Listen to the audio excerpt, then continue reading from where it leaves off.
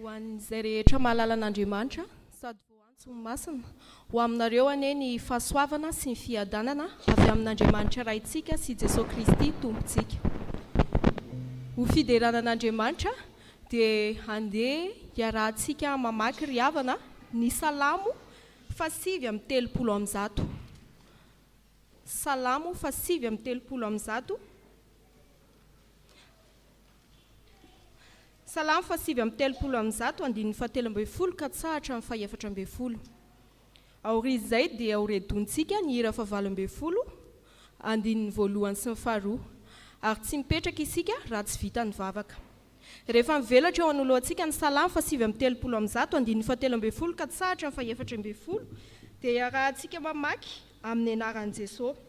Fa ianao no nahary, ny voako namolavola tao an-kibon-dreniko ianao. Iteranao aho fa matahotra sy mahatalanjona nanaovanao ahy. Mahagaga ny asanao ary fantatry ny fanahyko marimarina izany. Amen. Hira 9:40 andininy 1 sy ny 2.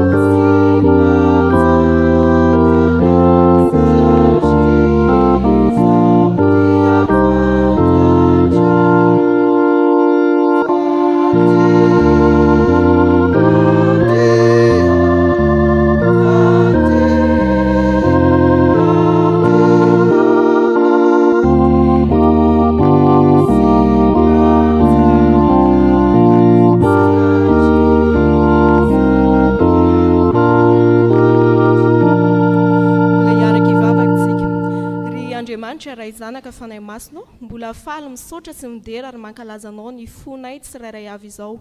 Raha mbola nitantaninao sy narovanao ny dianay ka nangononao eto amin'izao toerana izao, tsy inona izany fa mivavahadin'ny lanitrao.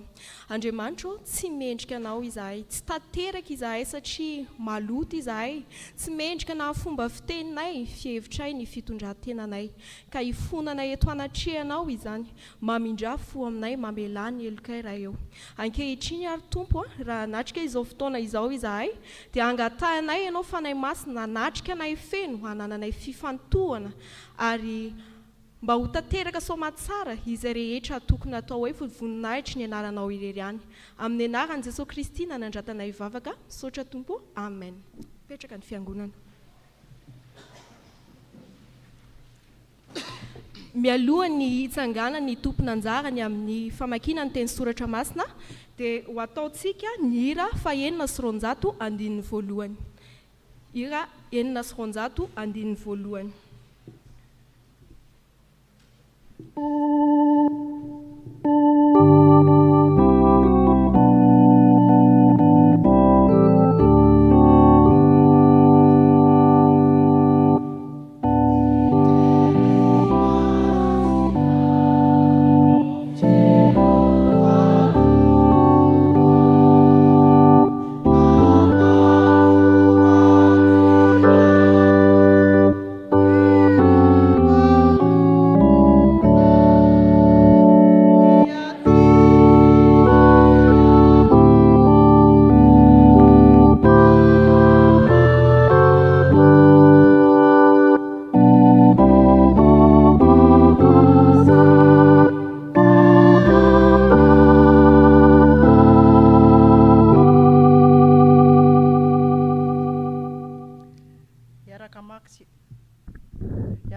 fisian'ny tenin'ny soratra masina tsika. Zany dia hitantsika eo amin'ny Isaia toko 2 andiny voalohany ka hatramin'ny 4. Isaia toko 2 andiny voalohany ka hatramin'ny 4. Zany dia milaza ny toe-panahin'ny tena Israely sy ny fandavana ny tsy izy, ary ny fandrosoan'ny fiangonana sy ny amorian'ny firenena rehetra akany Jerosalema, ary ny andringanana ny ratsy fanahy amin'ny anaran'i Jesosy. Izao no lazain'i Jehovah: ny lanitra ny seza fiandrianako, ary ny tany ny fitoeran-tongotra. Trano manao ahoana no ataonareo ahy, ary fitoerana manao ahoana no hitsaharako? Fa izao zavatra izao no nataon'ny tanako, ka dia ary izao rehetra izao hoy Jehovah. Nefa izao no olona hotsinjovy, dia izay malahelo sy toritory fanahy, sady mangovotra noho ny tenika. Izay mamono omby dia ohatra ny mamono olona, izay mamono ondry atao fanatitra dia ohatra ny mamolaka vozona alika. Izay manatitra fanatitra hohanina dia ohatra ny manatitra rakisoa. Izay mandory didikazo manimpofona ho fanatim-pahatsiarovana dia ohatra misaotra ny sampy. Eny, tahaka ny fidianany reny ny alehany sy ny falian'ny fanainy tamin'ny fahavetavetany, dia tahaka izany kosa no fidianako ny fampahoriana azy sy andatsahako ny fahatahorana ho aminy. Satria ny antso aho fa tsisy namaly, ny teny aho fa tsisy ny eno izy, fa nanao izay ratsy eo masoko, ary izay tsy sitrako no nofidiana.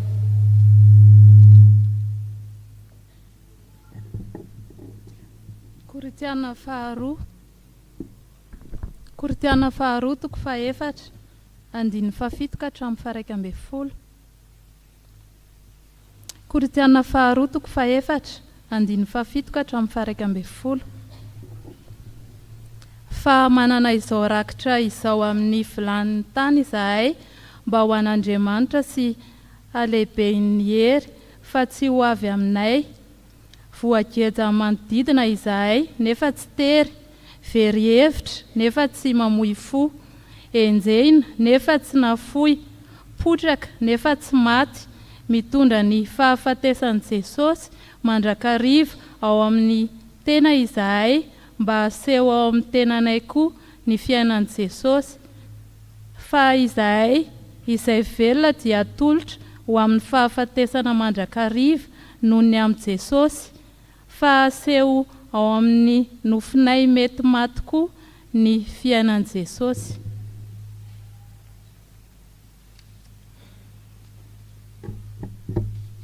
Ovakitsika eo am-pitsanganana ny filazan'ny tsara ny Marka toko 4 andiny 7 sy 11. Marka toko 4 andiny 7 sy 11. Ary Jodasy Iskarita, ilay isan'ny 12 lahy, dia nakao amin'ny lohan'ny mpisorona hamadika an'i Jesosy aminy. Ary rehefa nandre izany izy ireo dia faly ka nanaiky hanome vola azy. Ary Jodasy dia nitady izay andro ahazahoany mamadika azy. Ray masino manamasinana amin'ny fahamarinana, ny teninao ny fahamarinana. Amen.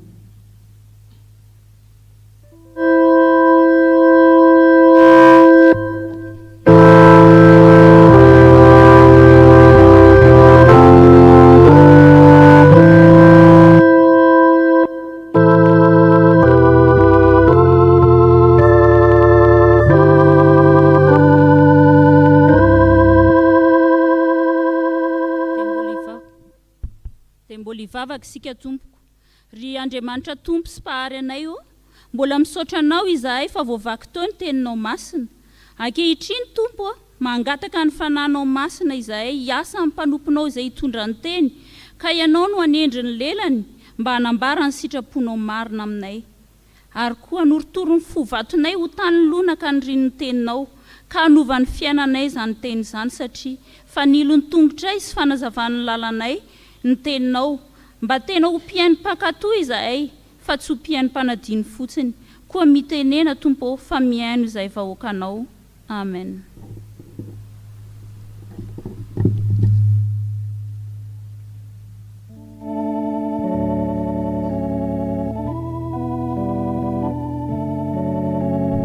Afaka petraka ny fiangonana.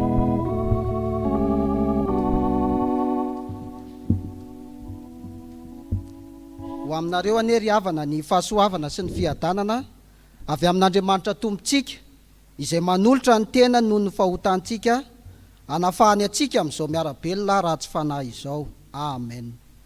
Filazantsara ny Jesosy Kristy araka ny Marka 4:10 ny 10:10 sy ny 10:11 no fampizarana afatra ho atsika amin'ity andro anio ity. Hitatsika tamin'ny perikopa mamaly ry havana fa sahiran-tsaina ny mpisorona sy ny mpanorandalàna ny amin'izay ahafahana misambotra ny Jesosy amin'ny fitaka.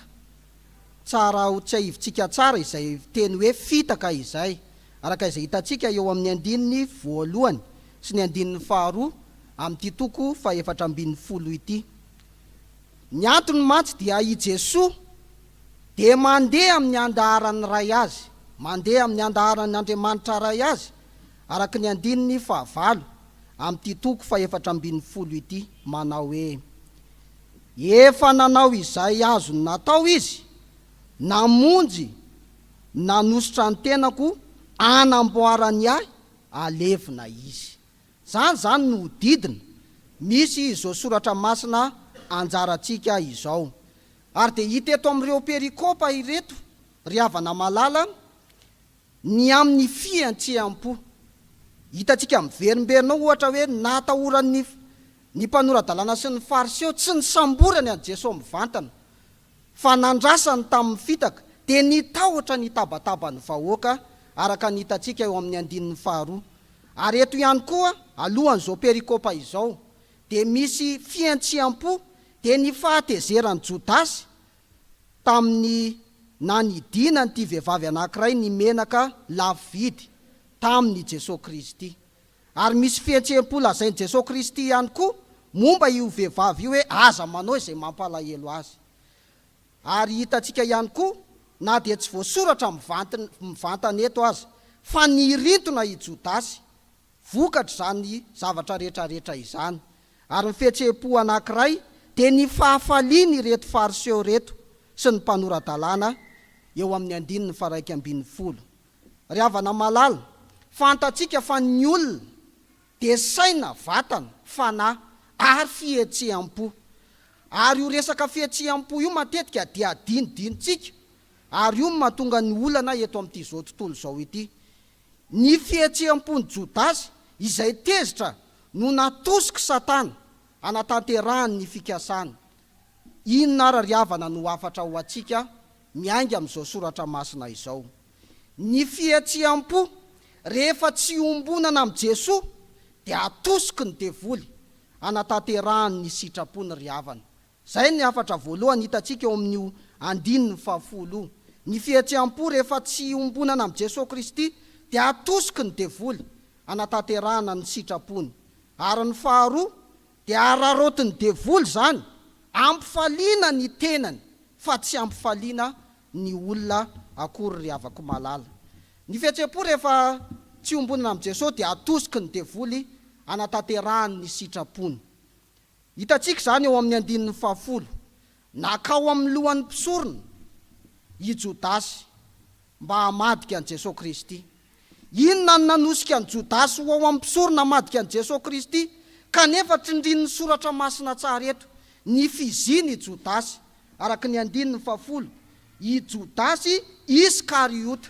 Inona ny dikan'io ry havana? I Jodasy dia tia tanindrazana. Misy sokajin'olona teo amin'ny fiarahamonina antsoina hoe zelota ary heverina fa ao anatin'izany Jodasy. Zany hoe ny olona tia tanindrazana dia olona tsy mivadika. Ary ny faharoa, i Jodasy dia isan'ny 12 zany hoe apôstôly niara-belona niara-ny riari tamin'i Jesosy Kristy. Saingy zao ry havana malala, nakao amin'ny mpisorona i Jodasy na dia nanana zany fizina izany ary noho ny fahatezerana tezitra indrindra izy araka ny hitatsika eo amin'ny 1:4 sy ny 1:5 amin'ity toko 4:12 ity. Ary azavainy ny Jaona toko 2:12 ny 1:4 sy ny 1:5 ny antony fahatezerany Jodasy io. Zao no hitany amin'izany soratra masina izany hoe ary hoy Jodasy Iskariota anankiray tamin'ny mpianany ilay efa madika azy, nahoana io menaka io no tsy namidy de nary telonjato ka nomeny ny malahelo. Zany zany no nampiteraka ny atezeran'i Jesosy Kristy, ny atezeran'i Jodasy tamin'ity mpianatra, tamin'ity vehivavy anankiray, lazainy fa nandany lany foana ity. Ary io fahatezerana io rehefa avy eo no nidirany Satana, namafisiny ny Satana araka ny hitantsika any amin'ny Luka 4:20, ny 9:7 sy ny 9:7 ry havana. Manazava izany trindriny Luka mazava tsara fa Satana dia niditra tao anatin'ny Jodasy, ilay atao hoe Iskariota, ary izany Satana niditra tao amin'izany no nahatonga azy nyroso nakany amin'reto mpisorona sy mpanorandalàna reto mba hanomana ny famadiana an Jesosy Kristy. Zay ny dingana faharoa. Fa ny fahatelo ry havana dia aoka ho fantatsika, hitantsika amin'izao soratra masina izao, fa harindra ny devoly amin'izay zavatra tediaviny olona ny zava-misy, araka ny hitany amin'ny Mateo 5:20 hoe omenareo hotrinina mba ahafahako manolotra azy aminareo. Ary ny farany ry havana dia lanjainy ny devoly izay tiany anaovana azy amin'izany, ary izy nandanja sekely volafotsy 30 omena azy. Zany rehetrarehetra izany ry havana dia maneho amintsika fa atosiky ny devoly anatanterahany ny sitrapony, ny fihetsem-pony ny olona anankiray rehefa tsy miaraka amin'Andriamanitra. Ry havana malala, mitodika amintsika izao soratra masina izao, ary mampafantatra atsika, aoka ho fantatsika fa na dia akaiky an Jesosy Kristy azy isika nefa tsy miompona fihetsem-po aminy, dia tonga manamaivana azy, ary azony devoly ampiasaina ry havako malala. Ahoana moa ny ilazana fa manamaivana an Jesosy Kristy Jodasy eto? Jereo tsara ny vidiny menaka izay naosotry ilay vehivavy dia hoe 300 denari, zay ny vinavinan'ny Jodasy. Ny denari ry havana dia famarana romanina sy grika. Raha ny iray denari dia 3,720 grama, zany hoe 790 grama ny heverina fa ho lanjany zany ilo-manitra izany menaka manitra izany. Fa rehefa teo amin'ny amadiana an Jesosy kosa dia sekely 30 Jodasy, dia efa ampy amadiana an Jesosy. Ny sekely anankiray indray dia 2,4 grama, zany hoe 2,700 grama ity sekely 30 ity. Maivana dia maivana ny lanjan'i Jesosy Kristy amin'ny Jodasy Iskariota ry havako malala. Ry havana malala, soratra masina izao ary dia mampahery atsika, mampafantatra atsika ny amin'ny fihetseham-po fa atosiky ny devoly anatanterahany sitrapony izany rehefa tsy ombona atsika amin'ny Jesosy Kristy. Manamarina izany ry havana ny taoman'ny devoly any Eva any amin'ny Genesis, jereo tsara fa misy teny hoe hanky dia misy tsoraka ao, milaza fihetseham-po zany. Ry Abrahama nanoloana ny teny fikasan'Andriamanitra hoe avy amin'ny Sara no iantsona ilay voafidy, fa noho ny fihetseham-pony Abrahama tamin'ny fandevy lehiben'ny Sara dia niteraka ny Ismaely tamin'ny Agary izy. I Davida nahita ny Batseba dia sanamono olona mihitsy. Ry havako malala, ry havana malala, hita eny amin'ny fiarahamonina izany, hitantsika fa misy olona dia mahavita manampitraina ny vadiny noho ny fihetseham-pony, ary mitandrina isika fa na dia isika kristianina koa azy rehefa idirany devoly ny fihetseham-pontsika dia mety ahatonga zavatra tsy azo heverina zany. Ary zany ry havana no mahatonga ny boky ny fahendrena mitaona atsika araka ny ohabolana 4, ny 2:20 hoe ohabolana 4, ny 2:17 manao hoe tandremo ny fonao mihoatra noho izay rehetra tokony ho tandremana, fa avy ao aminy no hiaviny ny aina. Zava-dehibe ry havana ny fahalalantsika izany fahamarinany ny soratra masina izany. Ary zany natonga ny Davida mpanao salamo nangataka ny amoronana fo madio rehefa nanota tamin'Andriamanitra. Ko atolory an'Andriamanitra ary ny fihetseham-po atsika mba hiara-iombona amin'ny Jesosy Kristy ahafahany miaro atsika ry havako malala. Fa ny afatra faharoa ihany koa hitantsika amin'izao soratra masina izao, miresaka manodidina izany fihetseham-po izany ihany dia ny 9:12 ararotiny devoly ny fihetseham-po rehefa tsy ombonana amin'i Jesosy dia ararotiny devoly ampifaliana ny tenany dia ny devoly izany. Jereo tsara fa i Jodasy eto no nitady izay amadiana an' Jesosy Kristy ary inotsika fa nitady tompontsoa izy matoa sanamadika an' Jesosy Kristy fa tsy hita taratra eto mihitsy ry havana ny fifaliany Jodasy fa iza ny faly ary raha nandray izany izy ireo mipisorona dia faly ka nanaiky anome vola azy. Tsy nahazo fahafaliana akory Jodasy ary hitantsika moa nitoy any tantaram-piainany izany Jodasy zany rehefa avy eo fa fahafatesana mbola fihetseham-po ihany indray nahazo any Jodasy rehefa nanenina dia nitondra azy nakany amin'ny fahafatesana ry havako malala.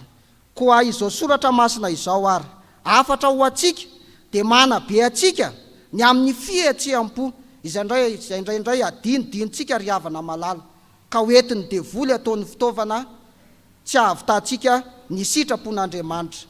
Tadidio ry havana fa rehefa ny zavatra anankiray izay ny tsy voafehantsika intsony dia efa demoniaky izy zay, efa misy hery mamatotra azy. Ary zany ry havana no mazava-dehibe ny fiantoroantsika, ny fifikirantsika amin'Andriamanitra mandrakariva. Ny afatra ho anao ary miainga amin'izao soratra masina izao ry havana malala, fampafantarana sy fampahelezana antsika ny amin'ny zavatra maro samihafa tsy maintra atrehantsika eo amin'ny fiainantsika andavanandro. Dia aoka isika ay andanjalanja ny fihetseham-pontsika araka ny soratra masina fa ireny fihetseham-pontsika ireny dia atosiky ny devoly any antanterahana ny sitrapony ary araroty ny devoly ampifaliana ny tenany. Man'Andriamanitra hery ny voninahitra ho amintsika izany fampahirezany soratra masina izany. Amen.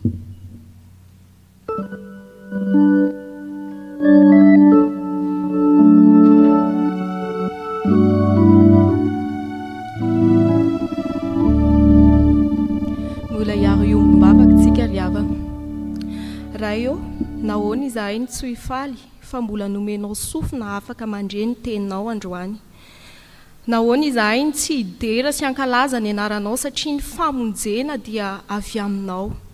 Misaotra raha eo no nanomezanao ny zanakao ilay tokana, misaotra Jesosy eo ny famonjena izay natolotra ao anay maimaim-poana. Dia misaotra indrindra ny amin'izany teninao izany izay mampatsiahy anay ny amin'ny sitraponao sy izay tokony ho ataonay. Ankehitriny Jesosy dia miaiky ny tenanay izahay fa mpanota, manaiky izahay fa nanota teo anatrehanao. Impiry moa izahay Jesosy no nivadika taminao, tsy sahanay akory aza ny miseho vavolombelonao na eny amin'ny sehatra rehetra izay misy anay eny, fa lazainay fa tsy fantatray ianao indraindray. Mamindrafo aminay, mamela ny elokay ny amin'ny tsy fahataterahanay, ny amin'ny tsy fankatoavanay ny sitraponao. Ankehitriny ary Jesosy dia mangataka aminao izahay satria ianao no efa nilaza taminay hoe mangatà dia omena.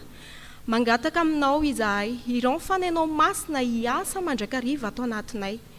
Betsaka ny fihetseham-po ato anatinay Jesosy satria tsy miafina aminao ary miandroandro eo masinao fa betsaka ny fahoriana sy ny olana izay lalovanay. Manana fihetseham-po izahay tsirairay avy izao manoloana izany.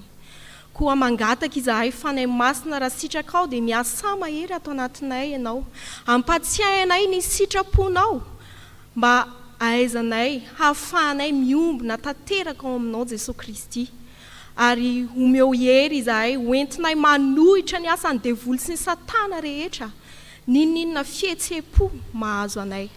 Amin'ny anaranao Jesosy Kristy nanandratanay izany vavaka izany, ary sitrakay ny manambatra izany vavaka izany amin'ilay vavaka nampianarinao manao hoe: Rainay o izay any an-danitra, ho amasinina ane ny anaranao, ho tonga ane ny fanjakanao, atao ane ny sitraponao, ety an-tany tahaka ny any an-danitra. Omeo anay anio ny anona sahaza ao anay, ary mamela ny elokay tahaka ny namelanay izay meloka taminay. Ary aza mitondra anay amin'ny fakapanahy fa manafahanay amin'ny ratsy. Anao ny fanjakana sy ny hery ary ny voninahitra mandrakizay. Amen. Tonga ny fotoana izay hanaovaozantsika ny fanoloran-tena amin'ny alalan'ny rakitra tsika ry havana, koa ataontsika ao anatin'izany ny firana fanampiny fa 730. Firana fanampiny fa 730.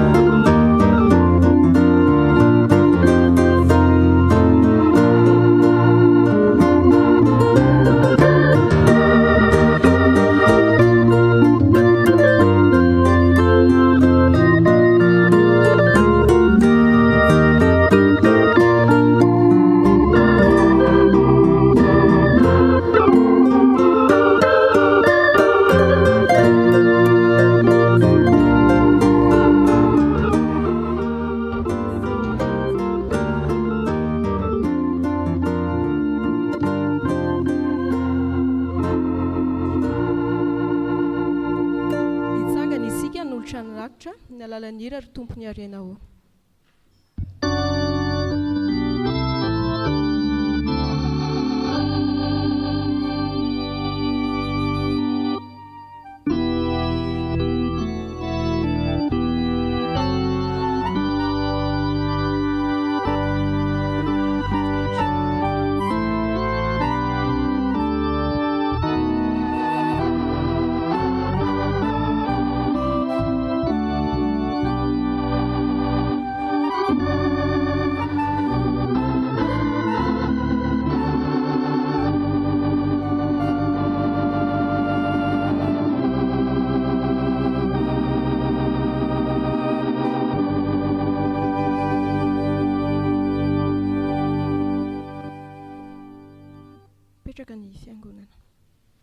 Sotran'Andriamanitra lehibe tsika ry havana raha nahatateraka ny tapany voalohany iny amin'izao fotoan'izao tsika dia hiditra amin'ny tapany faharoa ka omentsika ny katekômèna ny fanohizana ny fotoana katekômèna sy ny dorcas azafady.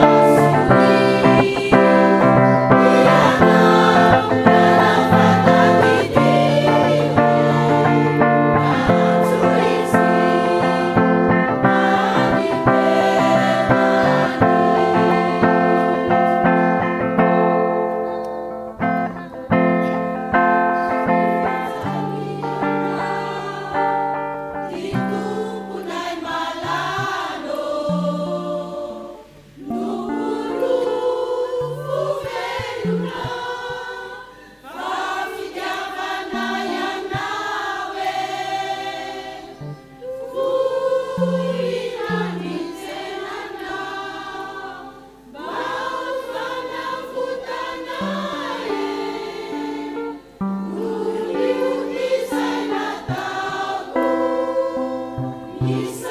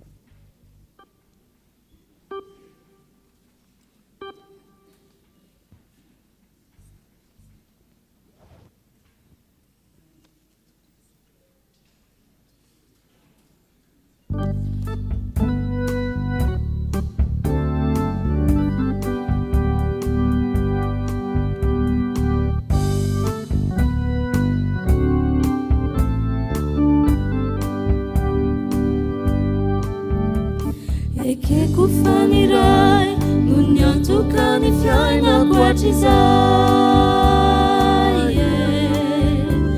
na de tsinanka to nasintakasyanompilaitsitua jasasino ilay tsy nahafoirazandry niatrizay odori matoky vity tsy manampetrany azy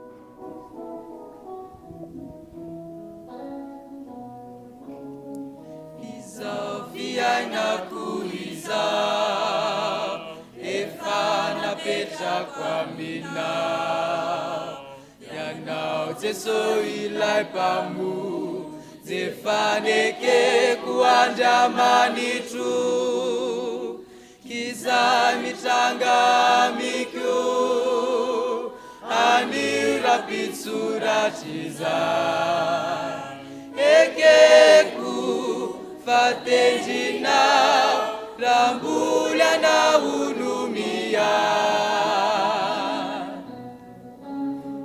ka dera no atolotro ho anao ry tompo